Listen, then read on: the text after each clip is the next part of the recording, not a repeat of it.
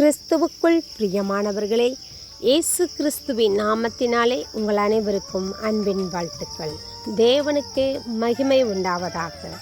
இன்றைய ஆசீர்வாதமான தேவ வார்த்தை: கர்த்தருக்கு காத்திருக்கிறவர்களோ புது பலனடைந்து கழுகுகளைப் போல செட்டிகளை அடித்து எழும்புவார்கள். அவர்கள் ஓடினாலும் இளைப்படையார்கள், நடந்தாலும் சோர்ந்து போகார்கள். ஏசாயா 40:31. இந்த வசனத்தின்படி தேவனாய் கர்த்தர் உங்களை ஆசீர்வதிப்பாராக. பிரியமானவர்களே, கர்த்தருக்கு காத்திருக்கிறவர்கள் புது பலன் அடைவார்கள். ஆம் பிரியமானவர்களே, உங்களுடைய சரீரங்களில் உங்களுடைய உள்ளான மனுஷனுக்குள்ளாக ஒரு புது பலனை கட்டளையிடுவார்.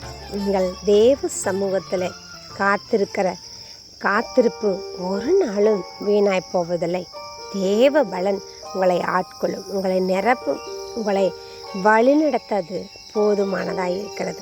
ஆம் பிரியமானவர்களை, செட்டையில் அடித்து உயர எழும்புவார்கள் என்று சொன்னது போல உங்கள் குடும்பங்களில், தொழிலில், ஊழியங்களிலே, இன்னும் ஒவ்வொரு காரியங்களும் உயர எழும்பும்படியாக தாழ்ந்த நிலைமையை தேவனாய் கர்த்தர் மாற்றி போட்டு எழும்பும்படியான, உயர எழும்பும்படியான ஒரு கிருபைகளை தேவனாய் கர்த்தர் தந்திருளுவார்.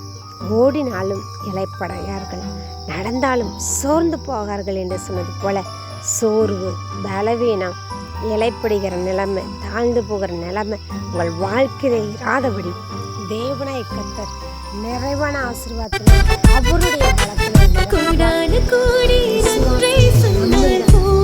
10வது மாதம் முழுவதும் தேவன்